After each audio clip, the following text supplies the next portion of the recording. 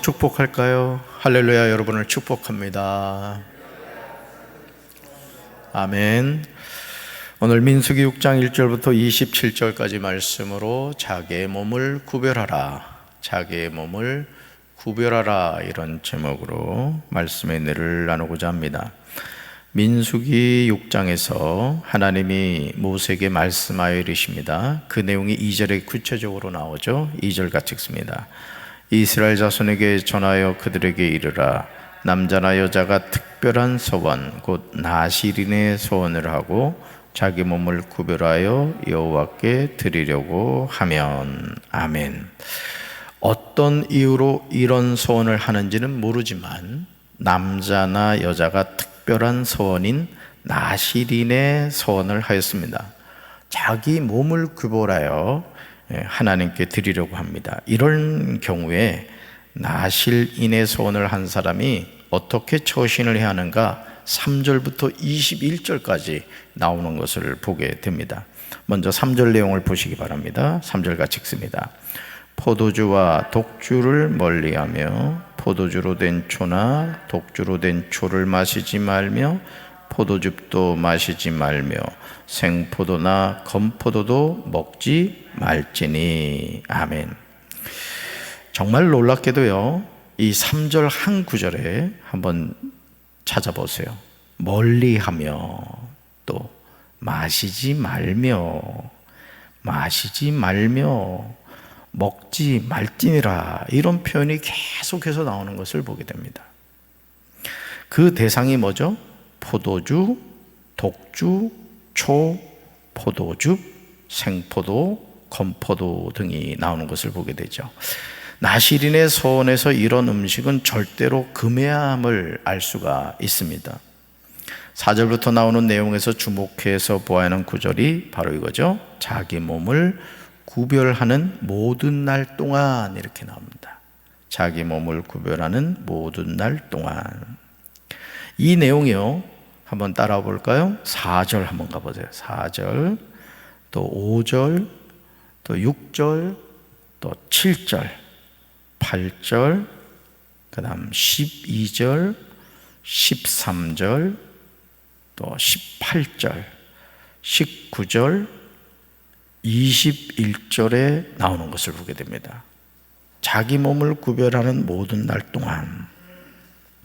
나실인은 자기 몸을 구별하여 여호와께 드리는 것이므로 음식도 아무 곳이나 먹어서는 안 되고 머리털도 맘대로 깎으면 안 됩니다.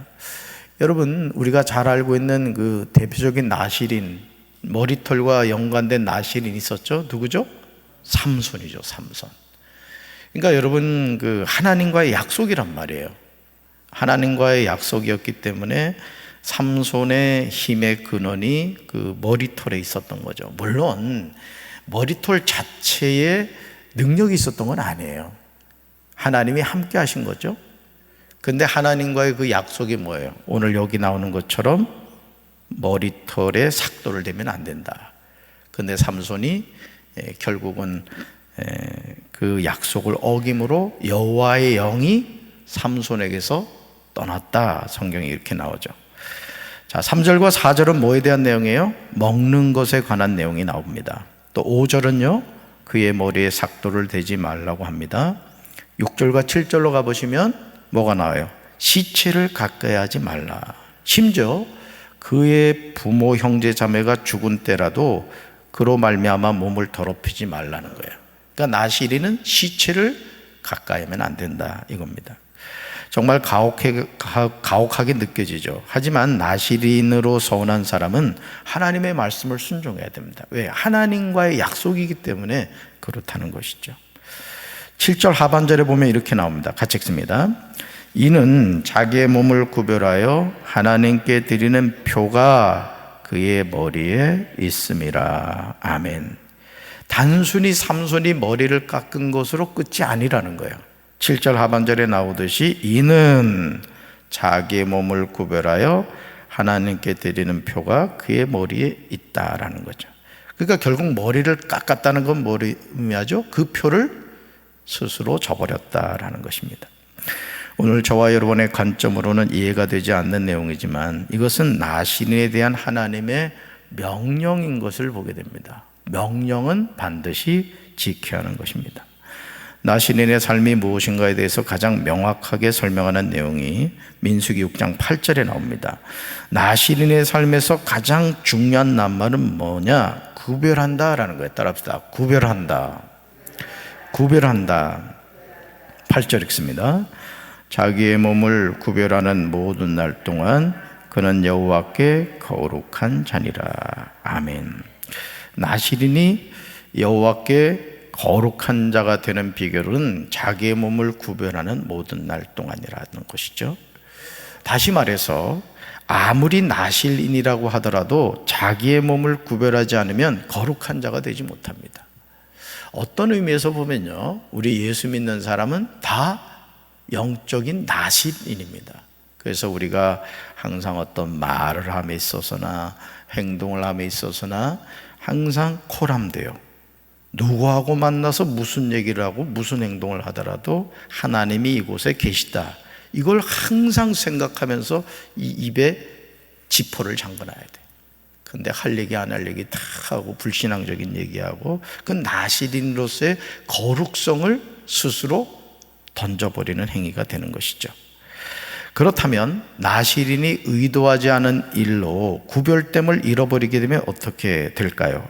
9절에 한 경우가 나오는데요, 누가 갑자기 나실인 곁에서 죽어서 스스로 구별한 자의 머리를 더럽히면 그의 몸을 정결하게 하는 날에 머리를 밀라, 이렇게 말씀하십니다.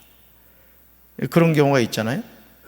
뭐 뜻하지 않았는데 같이 이렇게 있는 자리에서 옆에 있는 사람이 죽었단 말이에요. 갑자기 의도한 것은 아니지만 분명히 하나님과의 약속을 깨트려 버린 것이죠. 그럴 때는 어떻게 한다? 머리를 밀어버려야 된다. 이건 뭘 의미해요? 다시 처음부터 시작해야 된다, 이런 뜻입니다. 그렇게 한 다음에 제사장에게 속죄제물과 번제물로 드려서 그의 시체로 말미암아 얻은 죄를 속하라고 말씀하십니다. 자신과 상관없이 일어난 일이라고 하더라도 나실인은 자신의 몸을 정결하게 해야 됩니다. 그러니까 성도죠, 우리가. 성직자라고 말하죠. 성부, 성자, 성령 하나님이라고 말해요. 그러니까 여러분, 우리가 이 땅을 살면서 항상 우리의 정체성은 뭐냐? 죄 많은 이 세상은 내 집안이네. 항상 우리가 천국 백성으로 하나님 나라에 대한 소망을 갖고 우리가 살아가야 될 줄로 믿습니다. 정말 억울하게 느껴져도 이것은 하나님의 명령입니다. 12절을 보시면요, 나실인으로 새로운 결단이 나옵니다. 12절 읽습니다. 자기 몸을 구별하여 여호와께 드릴 날을 새로 정하고 1년 된 수당을 가져다가 속건제물로 드릴지라. 자기의 몸을 구별한 때에 그의 몸을 더럽혔은즉 지나간 기간은 무효니라. 아멘. 그러니까 이 내용을 보면 뭘 알 수 있어요? 내가 예를 들어 나실인으로서 5년을 하나님께 헌신하겠다, 이렇게 했단 말이죠. 그런데 나실인으로서의 그 과정을 밟고 있는데 좀 전에 말씀드린 것처럼 옆에 있던 사람이 갑자기 죽은 거예요. 그럼 어떻게 돼요? 무효가 된다는 거예요. 머리털을 밀고 처음부터 다시 그 연수를 채워가야 된다라는 것이죠. 사랑하는 성도 여러분, 그리스도는 거룩한 나실인인 줄로 믿습니다.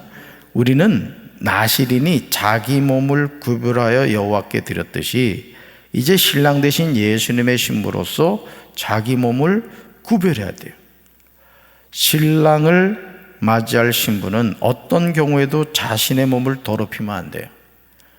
요즘 이렇게 길을 다니다 보면은 초등학교 때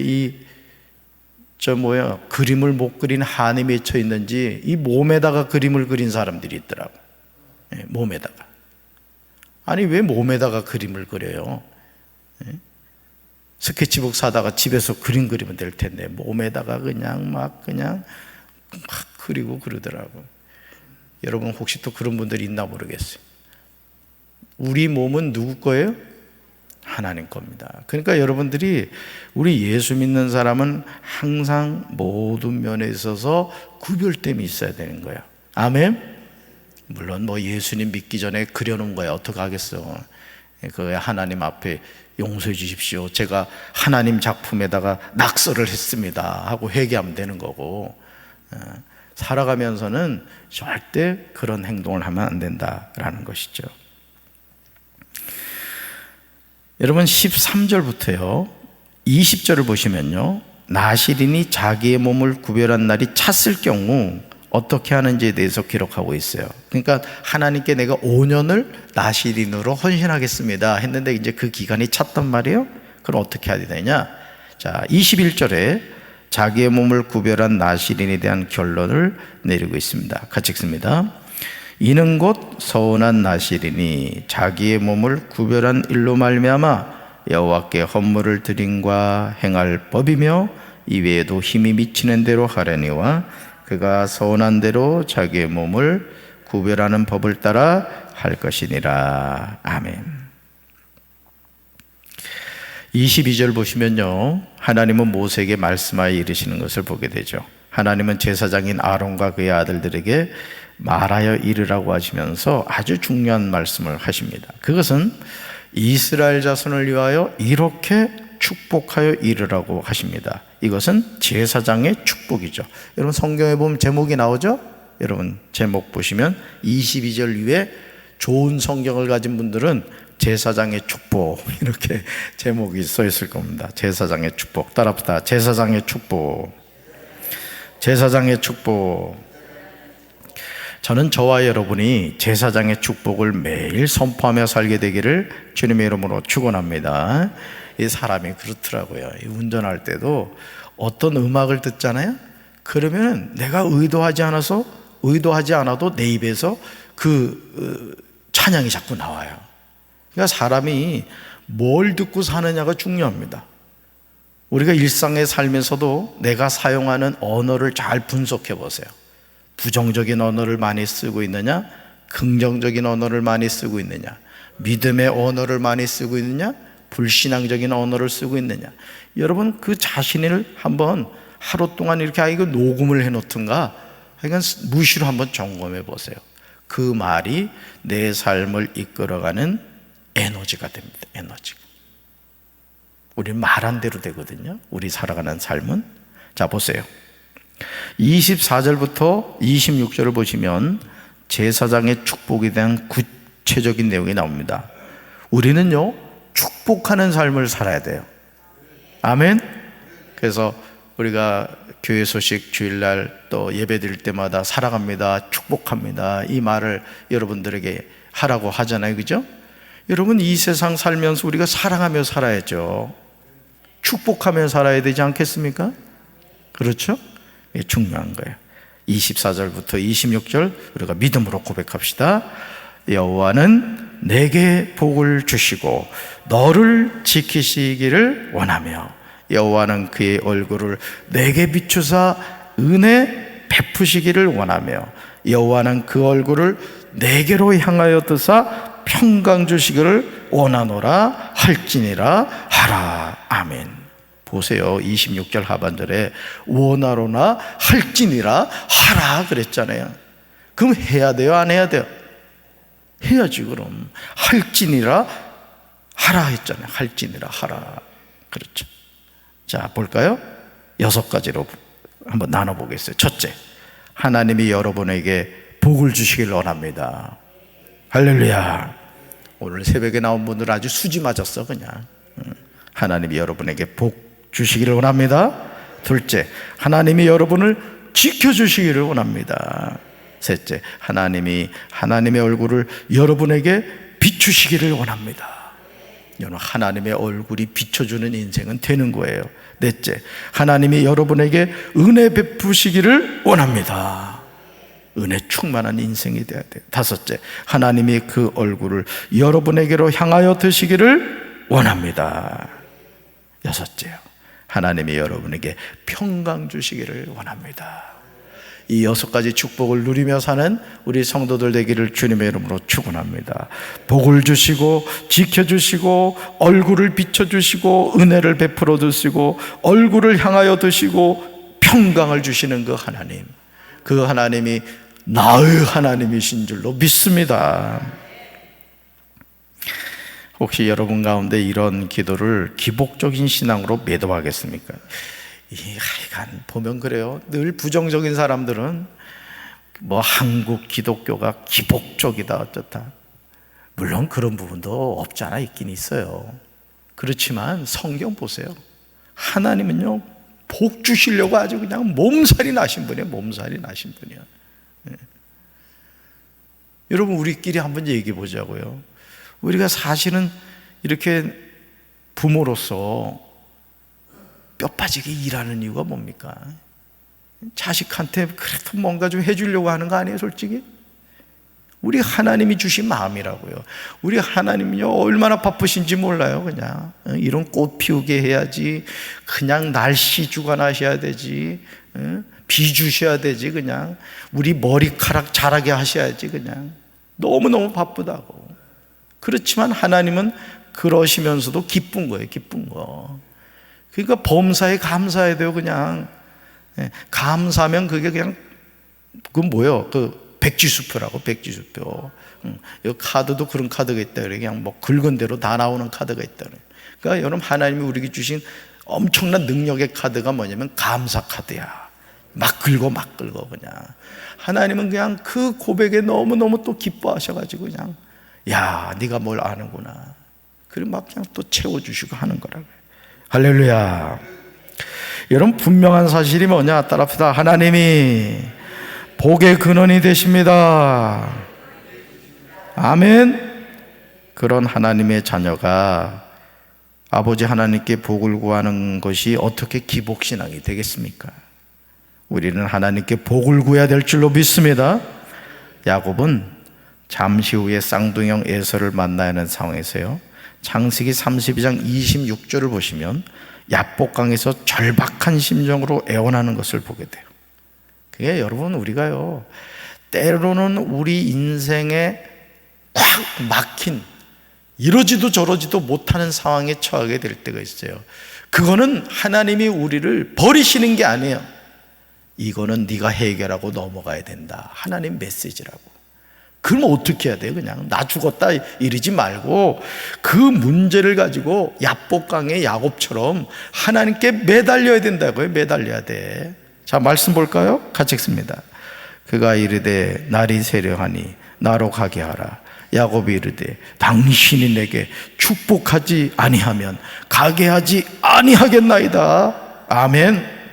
저는 저와 여러분이 야곱의 심정으로 하나님께 부르짖어 기도해야 한다고 믿습니다. 뭐라고요? 읽어봐요. 당신이 내게 축복하지 아니하면 가게 하지 아니하겠나이다. 아멘. 뭐요? 하나님 놓지 않겠다 이거야. 그냥 바지끄렁이 그냥, 야, 바지 벗겨진다, 안 돼요. 나는 여기서 해결받아야 돼요. 그런 심정으로 하나님을 붙잡아라. 이게 붙잡아라. 여러분, 야곱의 이 기도는요, 허공을 치는 기도가 아니었어요. 창세기 32장 28절에요 놀랄 말씀이 나옵니다. 발 뒤꿈치 잡은 자란 야곱의 이름이요, 하나님과 겨루 이겼다는 이스라엘로 바뀌어요. 여러분, 이름이 바뀌어요. 이름이. 여러분, 이름이 바뀐다는 것은 그 사람의 삶이 바뀐다는 뜻이에요. 보세요, 어떻게 되는가. 28절 읽습니다. 그가 이르되 내 이름을 다시는 야곱이라 부를 것이 아니요 이스라엘이라 부를 것이니 이는 내가 하나님과 및 사람들과 겨루어 이겼음이니라. 아멘. 기억하시기 바라요. 믿음의 기도는 하나님과 겨루어 이기는 시간이에요. 아니, 솔직하게 말씀을 드린다면 하나님이 져주시는 거예요. 그러니까 하나님은 오늘도 어떻게 해요? 믿음의 기도를 하는 사람을 축복하시는 거예요. 축복하시는 거예요. 믿습니까? 민수기 6장 27절에서 하나님은 제사장의 기도에 관한 분명한 대답을 하세요. 분명한 대답을. 27절, 민수기 6장 27절 읽습니다. 그들은 이같이 내 이름으로 이스라엘 자손에게 축복할지니 내가 그들에게 복을 주리라. 아멘. 하나님이 우리에게 뭘 주신다? 복을 주신다고. 어떻게 해요?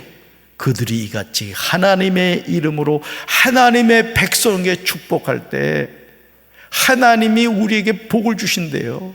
그 여러분, 부모인 우리가 해야 할 일이 뭐냐면은 자녀들의 이름을 불러가며 자꾸 축복하는 거야. 주님, 우리 큰아들 축복해 주시고 큰딸 축복해 주시고 그냥 축복해 달라고 그냥 아주 그냥 해야 돼요. 아멘.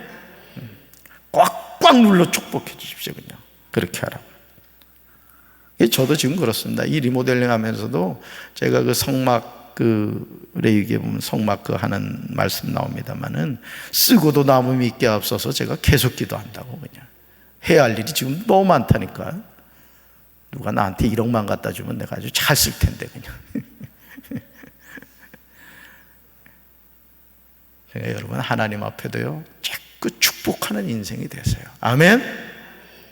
자녀들한테 전화하더라도 꼭 이 기도를 해주란 말이에요. 야, 아빠가 너한테 선물 줄게 하고는 오늘 이 민수기 6장 24절부터 27절 잘 들어라. 아빠가 지금부터 축복한다. 여호와는 내게 복을 주시고, 여기 내게라는 거 이름을 넣으면 좋아요. 여호와는 이내에게 복을 주시고 이내를 지키시기를 원하며 쫙 하면 내가 하나님이 이내에게 복을 주리라. 이때는 좀 목소리를 깔아야 돼. 여러분, 우리가 참 부모로 살아간다는 게 그렇잖아요. 그죠? 우리가 이 세상 떠나도 우리 자녀들은 이 세상 살아야 되잖아요. 우리가 걱정할 이유가 없다는 거예요. 왜? 하나님이 축복해 주시니까. 할렐루야. 아론과 그의 아들들이 하나님의 이름으로 이스라엘 자손에게 제사장의 축복을 하면 하나님이 그들에게 복을 주겠다고 약속하십니다. 여러분, 우리 교회 모든 성도님들 축복하며 사는 인생이 되시길 바랍니다. 하나님이 그 축복을 여러분에게 쏟아부어 주시기를 주님의 이름으로 축원합니다. 가슴에 손 얹겠습니다. 그들은 이같이 내 이름으로 이스라엘 자손에게 축복할지니 내가 그들에게 복을 주리라. 하나님, 야복강에서 야곱은 절체절명의 상황에 처했습니다. 군사 400명을 거느리고 야곱을 죽이겠다고 쫓아오는 그 형 에서를 야곱은 이길 재간이 없었습니다. 그러나 그때 그는 절박하게 하나님 앞에 기도했고 그의 이름이 야곱이 아니라 이스라엘이 되었습니다. 하나님과 겨루어 이긴 자가 된 것입니다. 주님, 우리가 야복강에 있는 야곱처럼 인생의 여정에서 절박한 상황에 처할 때가 얼마나 많습니까? 내 힘으로 해결할 수 없는 인생의 문제 앞에 절망하지 않게 도와주시고 부르짖어 기도하게 도와주시고 오늘 제사장의 축복의 기도를 우리가 마음껏 우리 자녀들과 우리 주변에 있는 사람들에게, 아니 자기 자신을 향하여 축복하며 사는 인생이 되게 도와주시옵소서. 오늘 이 하루도 축복하며 살게 하옵소서. 예수님의 이름으로 간절히 축복하며 기도합니다. 아멘.